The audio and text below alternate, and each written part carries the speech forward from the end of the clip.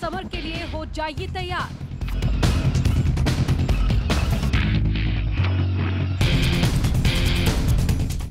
Olympic में भारतीय athlete ताकत दिखाएंगे इस बार। देखिए हमारे इंडियन एथलीट्स को टोक्यो ओलंपिक्स में। India India, cheer for India. Olympic में धमाल मचाने को तैयार है हिंदुस्तान।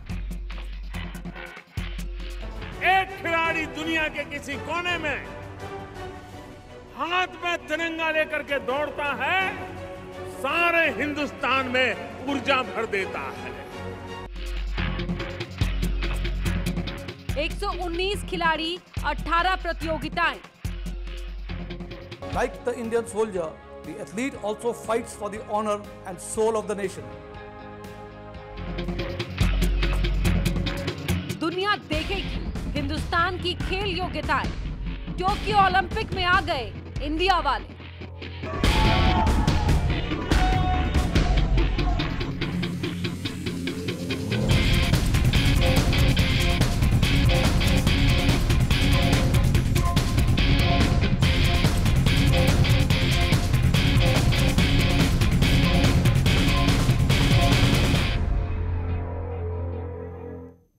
खेलों का महाकुंभ यानी ओलंपिक का आगाज होने वाला है।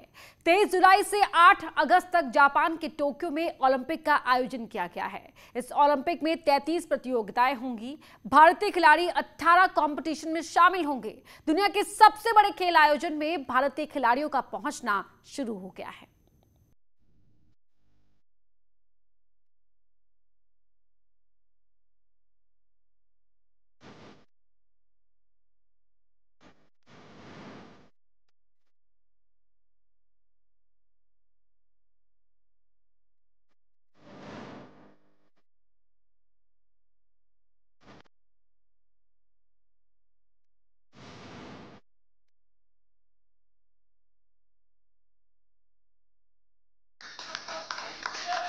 टोक्यो ओलंपिक में शामिल होने के लिए भारतीय खिलाड़ियों का पहला जत्था जापान की राजधानी टोक्यो में लैंड कर चुका है। पहले जत्थे में 88 भारतीय हैं, जिनमें 54 खिलाड़ी और 34 सपोर्टिंग स्टाफ है।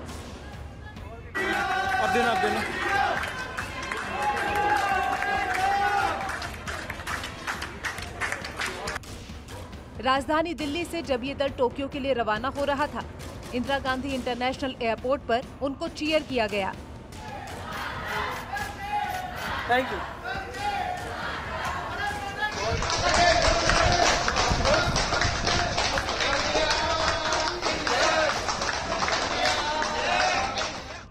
भारतीय दल की विदाई के लिए यहां विशेष व्यवस्था की गई थी। एयरपोर्ट को तिरंगों से सजाया गया था। भारतीय खिलाड़ी जब IGI एयरपोर्ट पर पहुंचे तो तालियों से उनका स्वागत किया गया।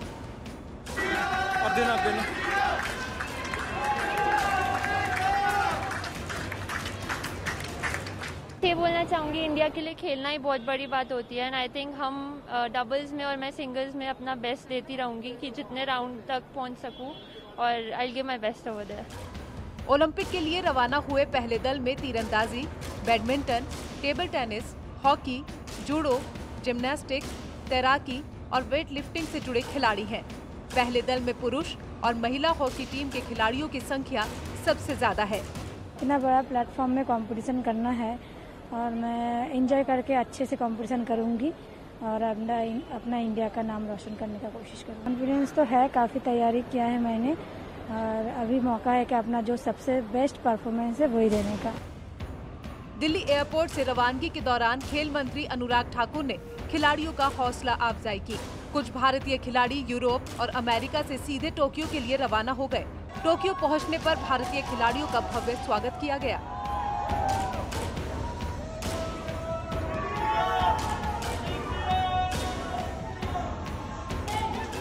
टोक्यो इंटरनेशनल एयरपोर्ट पर भारतीयों के लिए चीयर किया गया।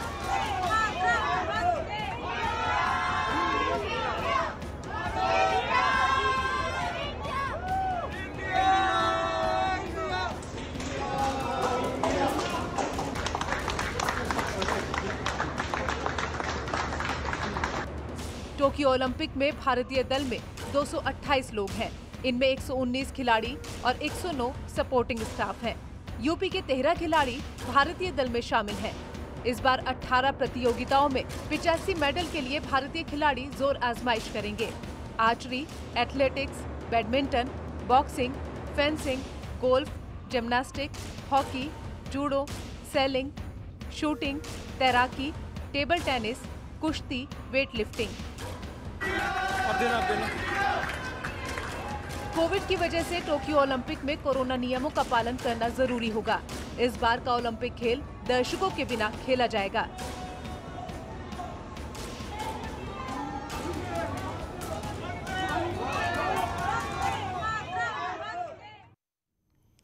इस बार के ओलंपिक में यूपी के 10 खिलाड़ी भी शामिल हो रहे हैं। इनमें सबसे ज्यादा 5 खिलाड़ी मेरठ से हैं।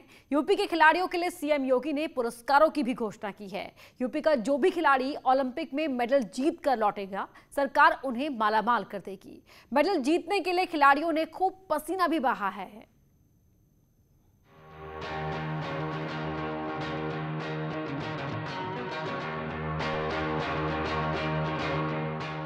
दीपिका की इन तस्वीरों ने ओलंपिक में नए भारत की नई इबारत लिखने की तैयारी कर ली है। जंग के मैदान में दीपिका ने दिखा दिया कि भारत खेल की दुनिया में इतिहास लिखने का इंतजार कर रहा है। इस बार नए भारत की नई कहानी खेल की दुनिया में लिखी जाएगी और बताया जाएगा कि सिर्फ भारत क्रिकेट की दुनिया में नाम रोशन नहीं कर रहा, बल्कि ओलंपिक में भी भारत अपने विरोधियों को छकाने की तैयारी करके आया है। ऐसी तस्वीरें जब भी आती हैं, वो हर भारतीय को रोमांचित कर देती हैं। इस रोमांच को लोगों के दिलो दिमाग में बनाए रखने के लिए अलग अलग कोशिश की जाती है।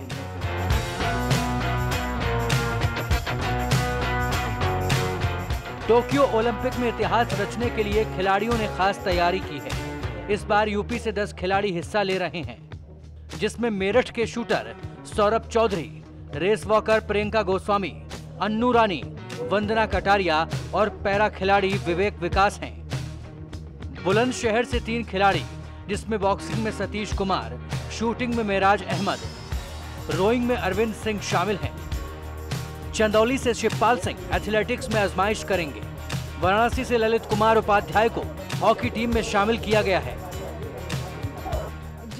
मेडल की बात तो ये सभी ने अभी बहुत लंबे टाइम से ट्रेनिंग कर रहे हैं, और जो अभी हमारे मेरठ से 5 लोग जा रहे हैं, तो 2-3 लोगों के साथ मैं भी पटियाला में रही हूँ, तो सभी लोग लंबे टाइम से मेहनत कर रहे हैं। तो उम्मीद यही है कि इस बार हमारे मेरठ से मेडल आएगा। खिलाड़ियों की हौसला अफजाई करने के लिए नए नए तरीके अपनाए जाते हैं, लेकिन मेरठ के कैलाश प्रकाश स्पोर्ट्स स्टेडियम की दीवारों को उन खिलाड़ियों की परछाई से पाटा जा रहा है, जिन्होंने पूर्व में भारत का नाम रोशन किया है। पहले तो ये हमारे लिए सबसे बड़ी खुशी की बात यह है कि पश्चिमी यूपी से जो लड़कियों ने पार्टिसिपेट का एक ओलंपिक के लिए क्वालिफाई किया है, वो सबसे बड़ी एक गर्व की बात है कि महिला वर्ग सबसे ज़्यादा आगे आ रहा है। दूसरा, पश्चिमी यूपी से वॉकिंग में पहली महिला है प्रियंका जो ओलंपिक जा रही है, और उसके टाइमिंग के आधार पे भी हम ये कह सकते हैं कि वो पदक की बहुत बड़ी दावेदार है। यूपी सरकार ने ओलंपिक में गोल्ड मेडल जीतने पर 3 करोड़ रुपए, सिल्वर मेडल जीतने पर 2 करोड़ रुपए, ब्रॉन्ज मेडल जीतने पर 1 करोड़ रुपए देने की घोषणा की है। साथ ही ओलंपिक में शामिल होने वाले हर खिलाड़ी को सरकार 10 लाख रुपए देगी। वैसे भारत का तिरंगा दुनिया के सामने लहराने और उस तिरंगे के साथ खुद की पहचान बनाने का जुनून हर किसी में होता है। इसके लिए खिलाड़ी सालों तक मेहनत करते हैं ताकि मौके पर खुद की कामयाबी का इतिहास लिख सके। मेरठ को यूं तो स्पोर्ट्स सिटी कहा जाता है, लेकिन आने वाले दिनों में अब मेरठ को ओलंपिक सिटी भी कहा जाने लगेगा। कैमरा पर्सन अभिषेक शर्मा के साथ उमेश श्रीवास्तव, न्यूज़ 18 मेरठ। ओलंपिक में खेलने गए खिलाड़ियों को पूरा देश चीयर कर रहा है। प्रधानमंत्री मोदी और सीएम योगी ने भी खिलाड़ियों से डायरेक्ट बातचीत करके उनका हौसला बढ़ाया। पीएम मोदी ने न सिर्फ खिलाड़ियों से बातचीत की, बल्कि उनके सवालों के जवाब भी दिए। पता चला है कि आप बचपन में बोर्ड एग्जाम हो या खेल का मैदान, पीएम मोदी छात्रों और खिलाड़ियों को मोटिवेट करने में कभी पीछे नहीं रहते। इसी कड़ी में टोक्यो ओलंपिक में हिस्सा लेने जा रहे कई खिलाड़ियों से पीएम मोदी ने वर्चुअली बात की और उनका हौसला भी बहुत आगे आएंगे। आपको और आपके परिवारजनों को मेरा प्रणाम। सौरभ मेरठ के सरूरपुर क्षेत्र के छोटे से गांव कलीना के रहने वाले किसान के बेटे हैं। 13 साल की उम्र में सौरभ कई किलोमीटर पैदल चलकर शूटिंग रेंज में प्रैक्टिस किया करते थे। साल 2018 में 18वें एशियाई खेलों में उन्होंने मात्र 16 साल की उम्र में 10 मीटर एयर राइफल पिस्टल स्पर्धा में गोल्ड मेडल जीतकर इतिहास रच दिया। उसके बाद सांगवान में हुई ISSF वर्ल्ड चैंपियनशिप में सौरभ ने दमदार प्रदर्शन करते हुए स्वर्ण पर कब्जा किया। तो यही कहेंगे जी, आज प्रधानमंत्री जो संवाद किया जी, इस तरह देख के हमें तो बड़ा गर्व हुआ है और सही बच्चों को कॉन्फिडेंस ही बढ़ेगा और सभी का उत्साह भी होगा। आगे बच्चे इस काम में, स्पोर्ट में आगे और भी सहयोग करेंगे, पढ़ेंगे जी, इसमें बढ़ेंगे और इसमें रुचि भी लेंगे और देश के लिए आगे मेडल भी लाएंगे। 19 साल के करियर में सौरभ ने कई छोटे बड़े पदक अपने नाम किए। अपने बेटे की इस उपलब्धि से सौरभ की मां बेहद खुश हैं और वो कहती हैं कि जब भी सौरभ मेडल जीत कर आता है वो उनके पैर छूता है और फिर मेडल उन्हें समर्पित कर देता है। इस बार भी मां को उम्मीद है कि सौरभ ओलंपिक मेडल जीतेगा और देश का नाम रोशन करेगा। बहुत शुभकामनाएं देती हूँ कि बहुत अच्छा करके आए, अपने देश का नाम रोशन करे। कैसे संघर्ष किया सौरभ ने, जरा सौरभ की हिस्ट्री के बारे में बताइए। किस तरह से 13 वर्ष की उम्र में वो जाते थे, पैदल ही भाग जाया करते थे और शूटिंग रेंज पहुंचते थे और देखते ही देखते 16 वर्ष की आयु में एशियन गेम्स में गोल्ड मेडल का विजेता बन गया, कई वर्ल्ड चैंपियनशिप में गोल्ड मेडल के विजेता बन गए और आज की तारीख में टोक्यो जा रहे हैं। खुद प्रधानमंत्री शुभकामनाएं दे रहे हैं। बहुत बड़ी बात है कि एक प्रधानमंत्री खिलाड़ी को शुभकामनाएं दे रहे हों। बहुत बड़ी बात है, बहुत खुशी की बात है जो प्रधानमंत्री जी सौरभ को शुभकामनाएं दे रहे हैं। पीएम मोदी सहित जन जन की शुभकामनाओं के साथ अब देश की निगाहें मेरठ के इस लाडले पर रहेंगी। भारत की यही ख्वाहिश है कि सौरभ ओलंपिक में पदक जीत कर आएं और भारत का तिरंगा ओलंपिक में शान से लहराकर सभी को यादगार तोहफा दें। सौरभ चौधरी को गांव वाले गोल्डन बॉय कहते हैं, यानी सोने वाला लड़का। तो अब golden boy Saurabh Chaudhary Olympic में भी गोल्ड मेडल जीतेंगे, यही हमारी सबकी शुभकामनाएं हैं।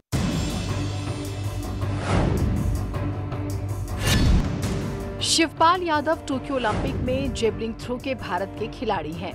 प्रधानमंत्री मोदी ने शिवपाल यादव को भी ओलंपिक खेल में चयन होने की शुभकामनाएं दी। इसके बाद शिवपाल यादव के परिजनों और उनके गांव वासियों में खुशी की लहर दौड़ गई। शिवपाल और उनके छोटे भाई नंदकिशोर का बचपन से ही खेल में जाने का सपना रहा। शिवपाल के प्राइमरी स्कूल के टीचर भी बताते हैं कि शिवपाल की प्रतिभा उन्हें बचपन में ही दिख गई थी। वो हमेशा शिवपाल के माता पिता से कहते थे कि शिवपाल अच्छा खिलाड़ी बनने के लिए ही पैदा हुआ है। शिवपाल जब बहुत छोटे, जब शिशु कक्षाओं में आए, तभी उनके चलने रहने और उनकी एक्टिविटीज़ को देख करके मैं उनके गार्जियनों से यही कहा कि ये लड़का पढ़ने में चाहे जहाँ तक जाए हम नहीं बता सकते क्योंकि ये मीडियम टाइप का दिखाई दे रहा है, लेकिन ये स्पोर्ट के लिए ही बना है। शिवपाल के चाचा जगमोहन भी जेवलिन के राष्ट्रीय स्तर के खिलाड़ी रह चुके हैं जो नेवी में तैनात हैं। शिवपाल की प्रतिभा को देखते हुए उनके चाचा जगमोहन 13 साल की उम्र में ही उन्हें अपने साथ दिल्ली ले आए और जेवलिन थ्रो की ट्रेनिंग दिलाई। स्पोर्ट्स कोटे से ही शिवपाल एयरफोर्स में भी भर्ती हुए। साल 2018 में एशियन गेम्स, साल 2019 में national federation cup athletic championship समेत साल 2019 में यूपी सरकार ने उन्हें लक्ष्मण पुरस्कार से भी सम्मानित किया। शिवपाल के चाचा ने पीएम मोदी का आभार जताते हुए उम्मीद जताई है कि उनका बच्चा गोल्ड मेडल लेकर जरूर आएगा। बहुत अच्छा लगा और बड़ा हौसला हम लोगों को हुआ कि प्रधानमंत्री जी इतना खेल के प्रति इतना उनका लगाव और वो है कि नहीं, हमारे देश से खिलाड़ी जा रहे हैं, देश का नाम करें, स्वर्ण पदक लाएं जीत कर। हमको तो पूरा विश्वास है सर, एक बाप होने के नाते, पिता होने के नाते जी पूरा विश्वास है कि जरूर हमारा लड़का गोल्ड मेडल लाएगा। हाल ही में दक्षिण अफ्रीका में चल रहे क्वालिफाइंग मुकाबले में 85.47 मीटर भाला फेंककर शिवपाल यादव ने ओलंपिक का टिकट पक्का किया था। शिवपाल के गांव में जश्न का माहौल है। सबको उम्मीद है कि शिवपाल ओलंपिक गोल्ड मेडल लाकर पूरे देश को गर्व करने का मौका जरूर देंगे। चंदौली से नितिन गोस्वामी के साथ ब्यूरो रिपोर्ट, न्यूज़ 18 नेटवर्क।